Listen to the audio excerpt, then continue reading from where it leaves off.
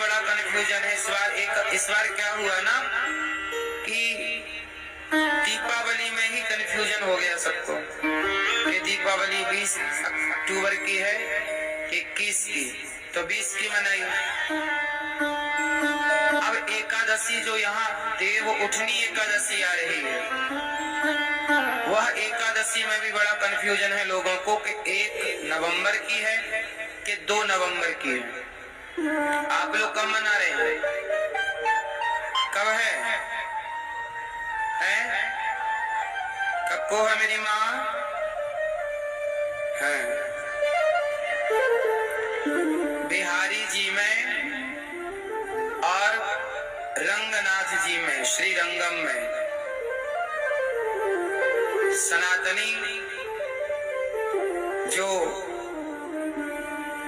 भगवान के परम भक्त हैं, रंगनाथ भगवान की सेवा करने वाले भक्त, बिहारी जी की सेवा करने वाले भक्त बिहारी जी में और रंगनाथ जी में 1 तारीख की एकादशी मनाई जा रही है।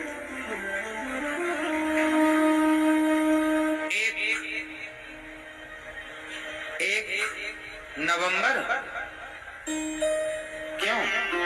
1 नवंबर को एकादशी मनाई जा रही है, तो 1 तारीख की ही पंचांगों में, अधिक पंचांगों में 1 तारीख को ही प्राप्त हो रही है।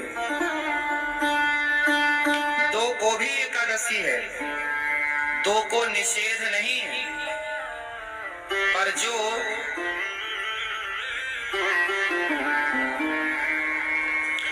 54 घटी की एकादशी है वह एकादशी 1 तारीख को है, जिसका विचार किया जाता है कि किस घटी की एकादशी मनाए। ये विद्वानों का विषय होता, फिर वो निष्कर्ष निकालते हैं। तो सबके अपने अपने मत हैं। हमारे सनातन में सबको अपना अपना मत रखने का अधिकार है। सब अपने अपने एक ही ईश्वर को मानते हैं, पर सब अपने अपने भाव से मानते हैं। तो इसलिए हमारे यहाँ तिथियां 2 पड़ जाती हैं कई बार। कैसे? एक तिथि की हानि हो जाती है।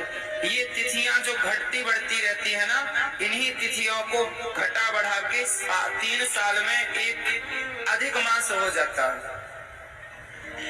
और उसी को कहते हैं पुरुषोत्तम मास। जैसे इंग्लिश में भी आपने देखा ना होगा, फरवरी 28 की होती है और जनवरी है ना 31 की होती है।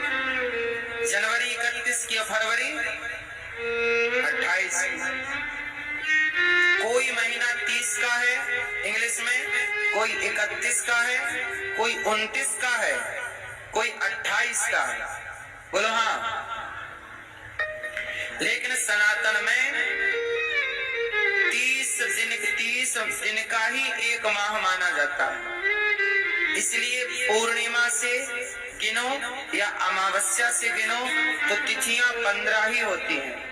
प्रतिपदा 1, प्रतिपदा, द्वितीया, तृतीया, चतुर्थी, पंचमी, षष्ठी, सप्तमी, अष्टमी, नवमी, दसवीं, एकादशी, द्वादशी, त्रयोदशी, चतुर्दशी, और चतुर्दशी के बाद या अमावस्या या तो पूर्णिमा। हो गए 15 जोड़ा तो अमावस्या, फिर 15 जोड़ा तो पूर्णिमा, टोटल हो गए 30।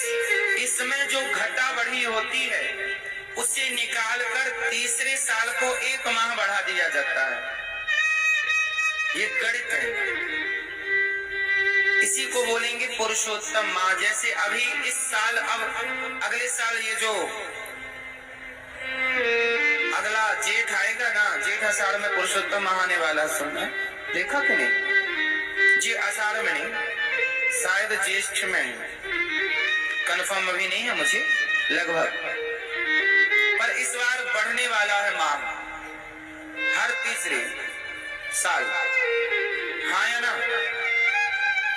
तो आप एकादशी को लेके कंफ्यूज ना हो। और मेरा एक मत मैं बताऊं, एकादशी 1 तारीख को भी है और 2 को भी है।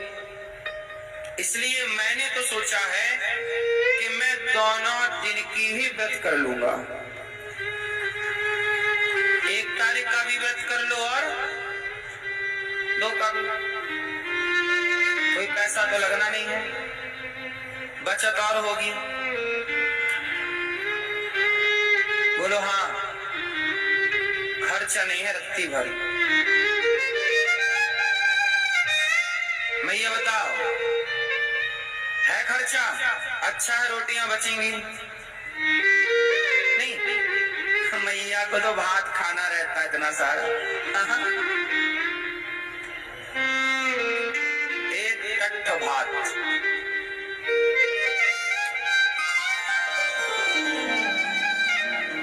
सच्चाई है ये कि हम सबको 1 तारीख को ही देवउठनी एकादशी मनानी चाहिए, परंतु यदि आपको सध सके तो 1 तारीख को और 2 तारीख को दोनों का मना लो। लेकिन मुख्य 99% जो है 99 नंबर वो 1 तारीख को दिए जा रहे हैं विद्वानों के द्वारा। बिहारी जी में भी 1 तारीख की है। सही है? तो भगवान की कृपा है। अक्षय नवमी, ये कार्तिक माह चल रहा है, इसमें देवता उठते हैं, इसे देव उठनी एकादशी कहते हैं। हम एकादशी के दिन बताएंगे सब कथा। आज अक्षय नवमी की बात बता दें कि आज के दिन भगवान आंवले में वास करते हैं। आज के दिन से आंवला खाया जाता है ना, पूजा करके।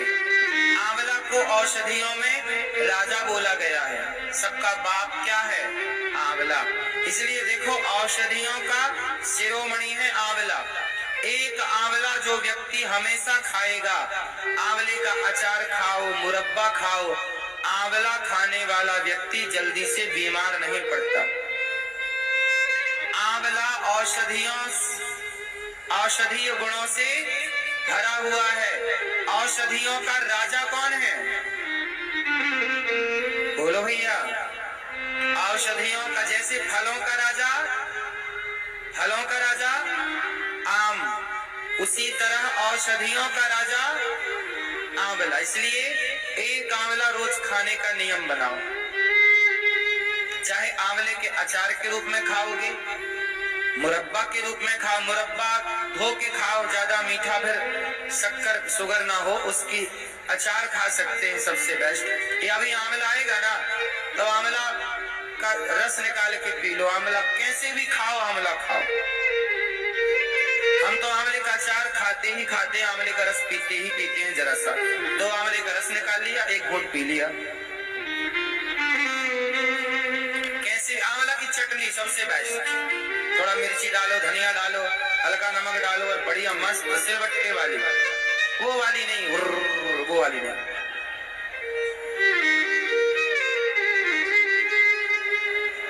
सबसे बेस्ट। सही ना मेरी माँ? चटनी मस्त।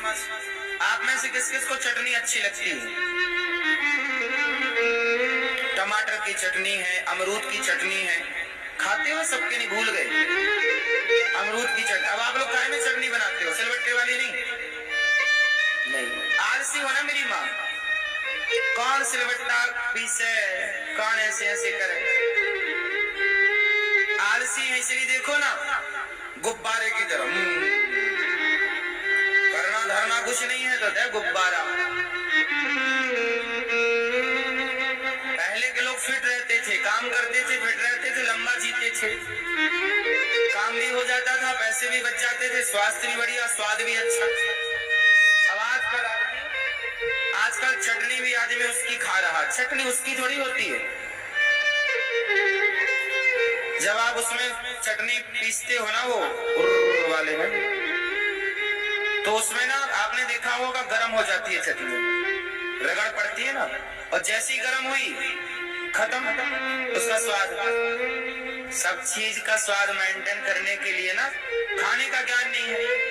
बताओ कार्तिक में क्या, कार्तिक चल रहा है ना, बताओ कार्तिक में क्या खाने का निषेध है हमारे पूर्वजों के द्वारा?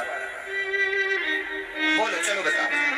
आप बताओ मैया, कार्तिक में क्या नहीं खाना चाहिए हमारे पूर्वजों की जो गाइडलाइन है उसके हिसाब से?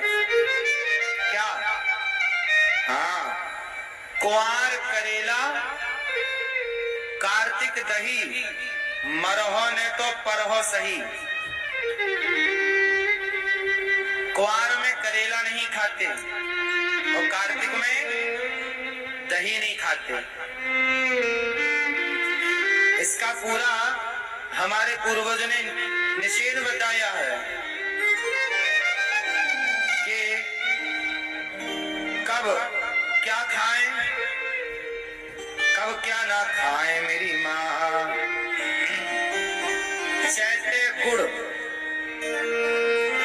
चैते गुड़ बैसाखे तेल, जेठे पथ अषाढ़े बेल। सावन साग न भादो दही, कुआर करेला कार्तिक दही। अगहन जीरा न पूसे घना, माघे मिश्री और फागुन चना। इन 12 से जो बचे भाई, ताघर कबहु न बैद आई। बैद कभी नहीं आता उसके घर। खाने पीने में हमारे यहाँ बड़ा विचार था पहले। कौन सा महीना चल रहा, महीने के हिसाब से खाया पिया जाता था।